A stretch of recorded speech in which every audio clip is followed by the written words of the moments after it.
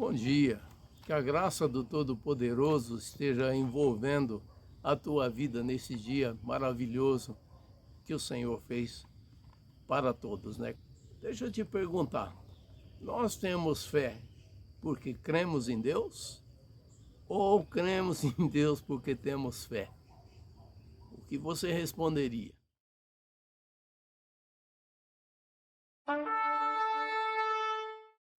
Vamos começar com um texto de Efésios 2:8, que ele fala de uma maneira brilhante sobre a salvação. E lá em Efésios 2:8 diz, né? Porque é pela graça de Deus que sois salvos.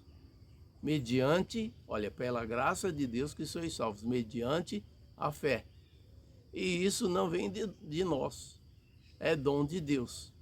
E nem de obras para que ninguém se glorie. Portanto, já observamos aí a salvação e a fé caminhando juntos. E é assim mesmo que Deus promove a sua obra em nossas vidas.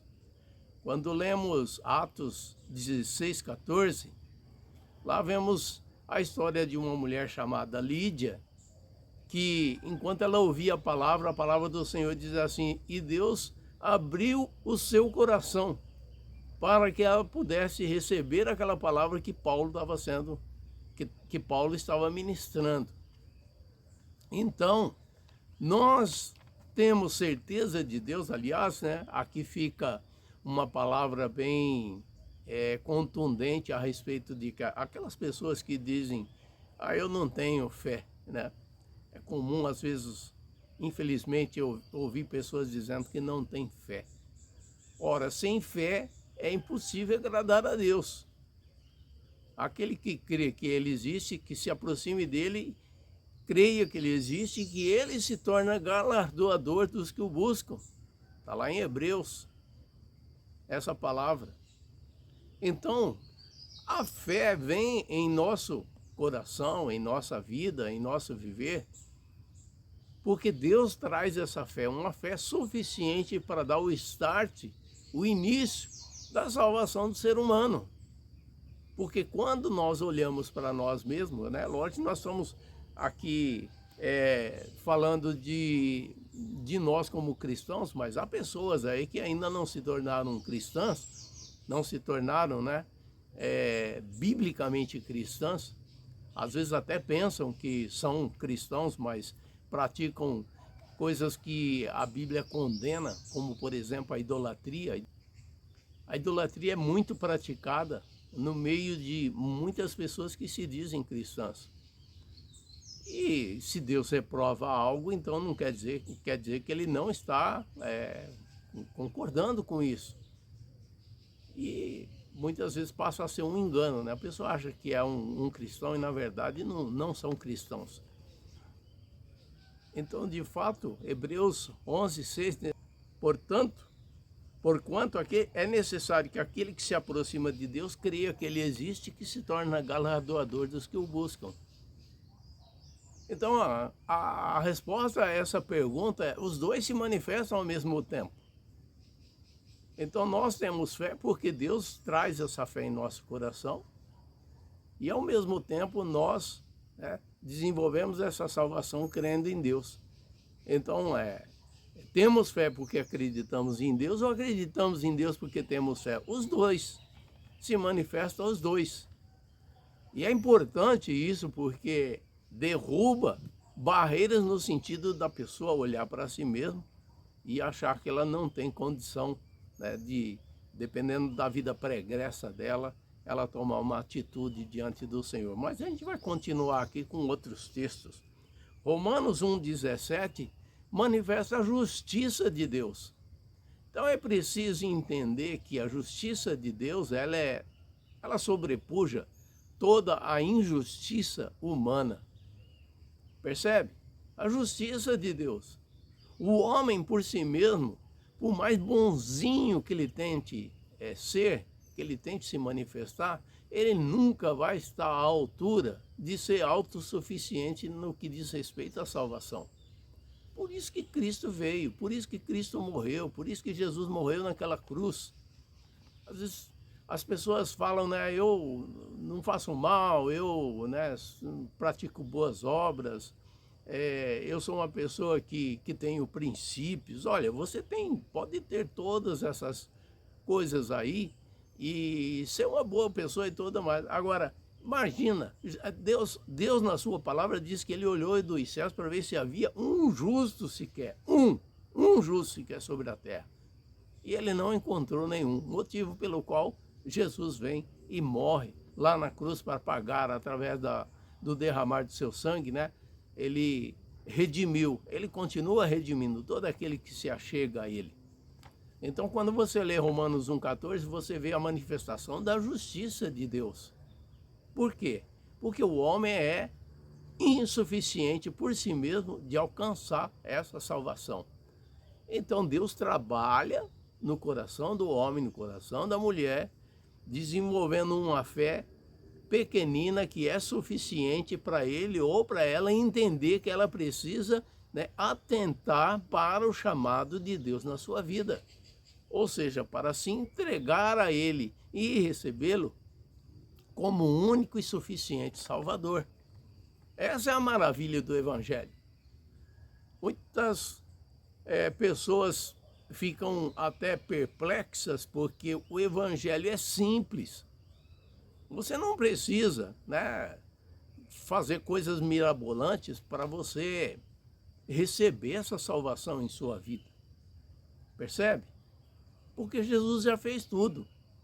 Aí fala, mas então como é que é esse processo? O Senhor vem, entrega, manifesta, vamos dizer assim, uma fé suficiente para você entender, para você perceber que precisa de Deus na sua vida. E a partir do momento que isso faz, inicia-se um processo. Então nós temos fé porque cremos em Deus ou cremos em Deus porque temos fé? Tem um texto que é bem próprio para colocar nessa pequena meditação aqui, que está em Filipenses 1,6. E ele diz assim, aquele que começou uma boa obra em nós há de terminar. Aquele que começou uma boa obra. Sabe quem começa uma boa obra de salvação na vida? Quem dá o início nesse processo é Deus. Por quê? João 3,16 diz, Deus amou o mundo de tal maneira que deu seu Filho unigênito, para que todo aquele que nele crê não pereça, mas tenha a vida eterna. Deus é o maior interessado. É sempre Deus, é Deus que chega e bate, né, na porta do coração do homem, pedindo permissão para que ele abra e ele entre. É sempre assim. E como isso se procede? Olha, a palavra é uma água que purifica, a palavra de Deus. E tendo contato com essa palavra, algo é despertado lá dentro da vida da pessoa. E ela passa a atentar para isso, ela passa a refletir sobre isso, ela passa a desejar isso, ela passa a argumentar sobre isso, ela procura ter mais que isso. E o Senhor começa, né, manifestar cada vez mais de uma maneira que ela possa se entregar definitivamente ao Evangelho de Cristo. Isso aí não precisa ela estar numa igreja, não precisa ela estar num templo, não precisa ela estar com um grupo de pessoas. Está em linha com que Romanos 10, do versículo 8 em diante, ele diz assim, mas que diz, a palavra está junto de ti, na tua boca e no teu coração. Esta é a palavra da fé que pregamos, a saber, se com a tua boca confessares Jesus, confessares ao Senhor Jesus, e em teu coração creres que Deus o ressuscitou dentre os mortos, serás salvo. Então são palavras que vêm fornecer a graça de Deus de uma maneira intensa e de uma maneira poderosa na vida de quem quer que seja. Como dissemos na mensagem, na meditação passada, o Senhor não quer que ninguém se perca, mas que todos cheguem ao arrependimento.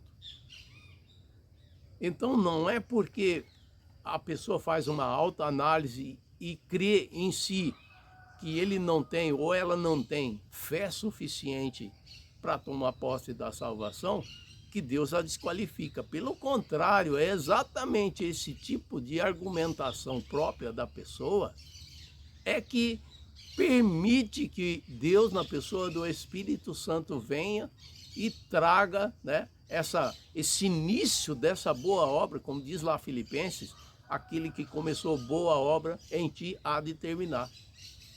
É Deus que toma essa iniciativa e ele fornece, né, a fé suficiente para a pessoa crer. É maravilhosa esse plano da salvação, porque tudo que nós precisamos de Deus, Ele fornece.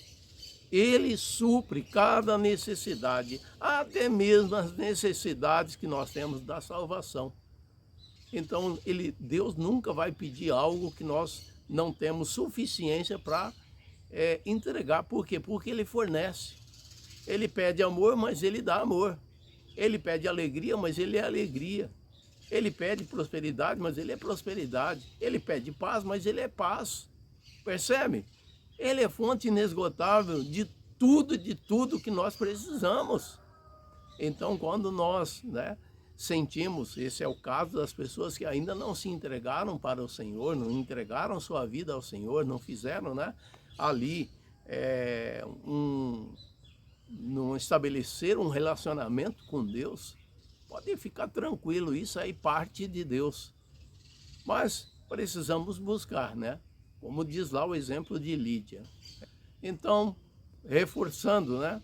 Temos fé porque cremos em Deus ou cremos em Deus porque temos fé? Os dois, as duas situações caminham juntas, porque Deus tem um amor tão grande pela vida, né, de quem quer que seja.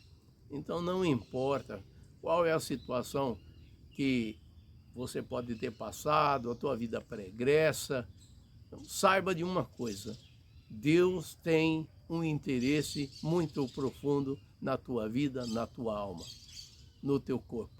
Então, se você ainda não fez a entrega da sua vida ao Senhor, faça a tua parte neste processo, porque se isso estiver acontecendo é porque Ele já iniciou uma boa obra na tua vida e Ele há de concluir. Deus nunca deixou nada para trás. Deus nunca começou algo e parou. Isso é próprio do homem, mas de Deus não. Deus, Ele começa e Ele vai em frente e Ele termina.